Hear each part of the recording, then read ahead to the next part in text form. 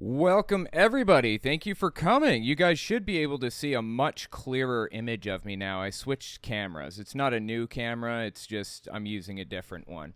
Unfortunately, the one that I'm using requires that I press a button on the back every 30 minutes, and if I don't, then I'm just going to flip off. So, got a couple of interesting subjects I wanted to cover tonight. First of all, I want to talk about copyright and Adin Ross, Hasan Piker. I don't know if you guys have heard of these people or not. I'll explain.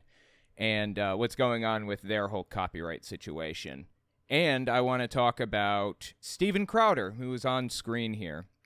I've talked about Steven Crowder a little bit recently, but to make a long story short, he is in a divorce battle with his wife and was revealed to be an abuser, extremely emotionally, verbally abusive to his wife. It's been released to the public. There's video of it.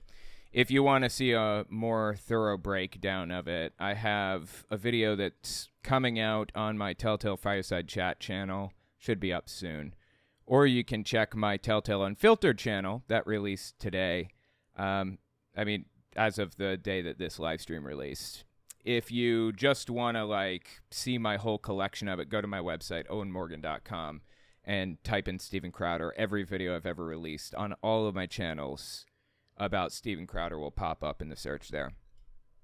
One more thing. If you guys don't mind, I would appreciate it if you start a video of mine, try to watch to the end. And if you can't watch to the end, then watch as much as possible.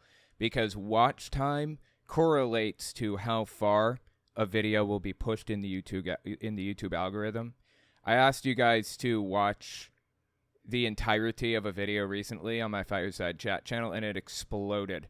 Like no video I've ever seen explode on my channel before, on the Fireside channel before. Got 12,000 views in an hour.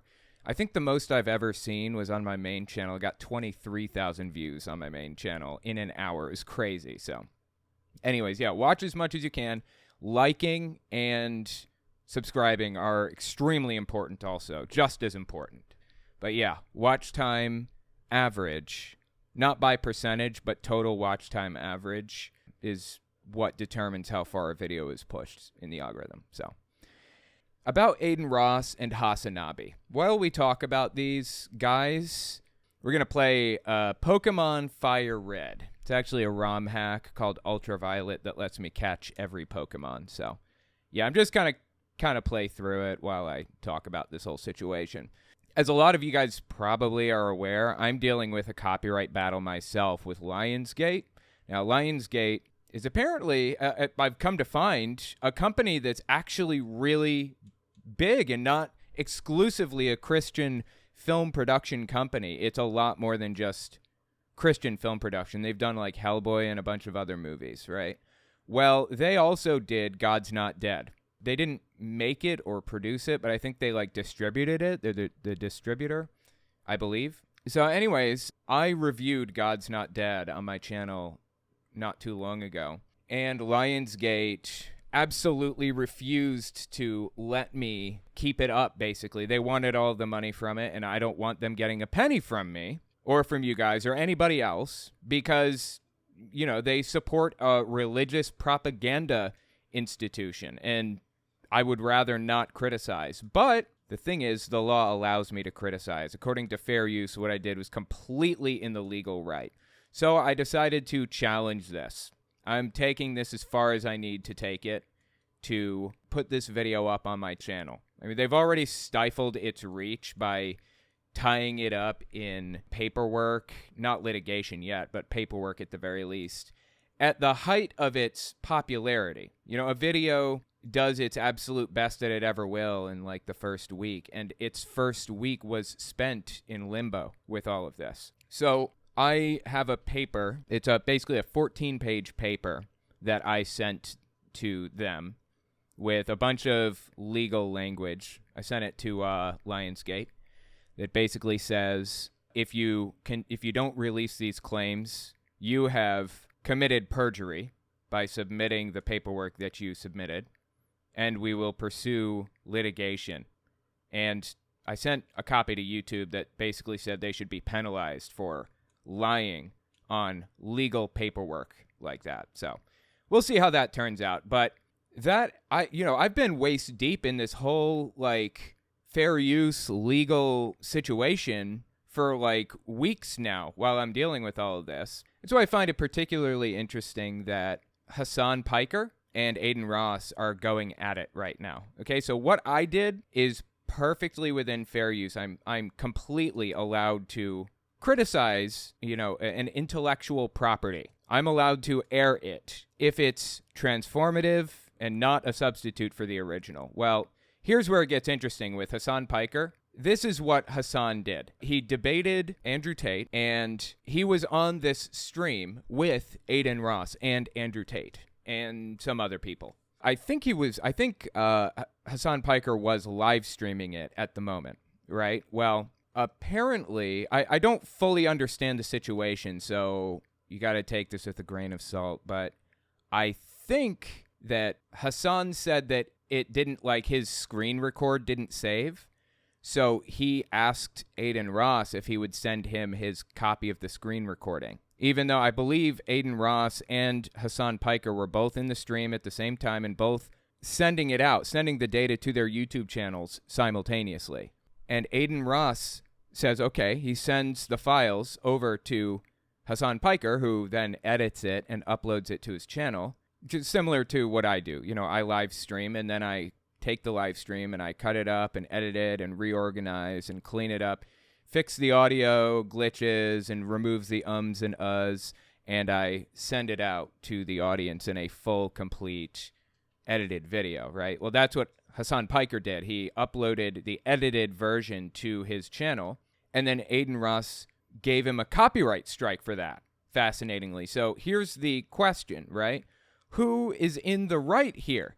Because it was a conversation with Hasan Piker and Andrew Tate, and the entirety of the conversation was between those two. To my knowledge, Adin Ross didn't say a word, right? But that doesn't really matter. I can go to Hasan Piker's house.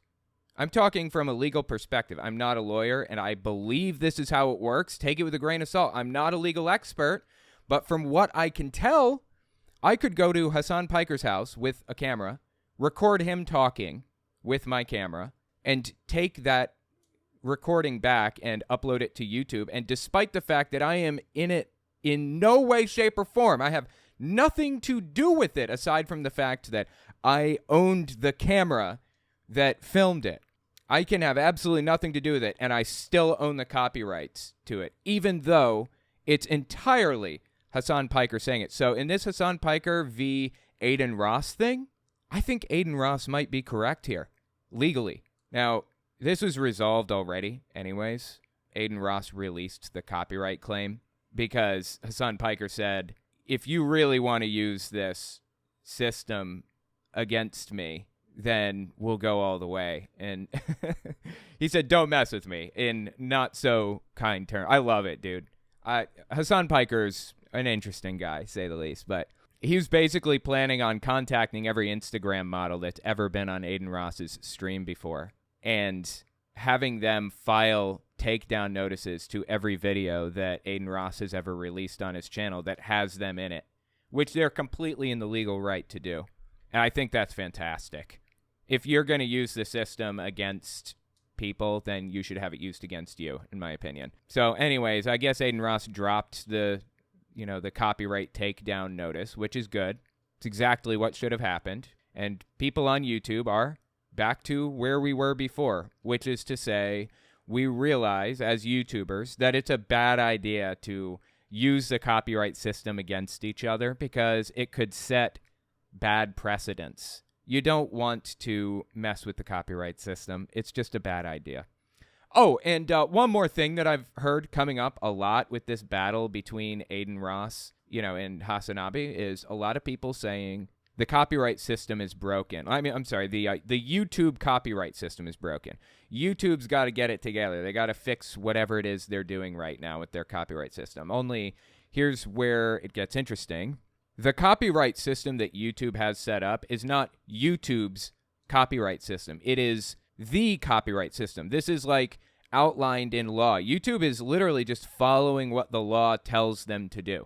They're not like, they didn't come up with their own idea. They're not like passing a football back and forth. They file a takedown notice, you file a dispute, they reject, you file an appeal. This isn't a YouTube problem. This is a legal problem. If people like Hasanabi, for example, don't like the way that the copyright system works, they shouldn't be complaining about YouTube. They should be complaining about the law and fix the law, the legal system. Only problem is that this is like largely made up of common law, which means this is all precedent that has been set in courts. Not all of it. I mean, there are some legal things that, there's legislation that's been set through various different bills and stuff like that. But a lot of the common law that's been established, I mean, some of this common law goes all the way back to like 1843 or something like that. It's crazy. Like this fair use stuff was established hundreds of years ago, the way that it all works, really. Now, DMCA is new. It's the Digital Millennium Copyright Act is what it stands for, I believe. So obviously it's newer, but most of the stuff we're dealing with right now is old as sin and very, very well established. So I don't think there are high chances of like fixing the whole thing, like restructuring the copyright system in the U.S. I'm not holding my breath on that one.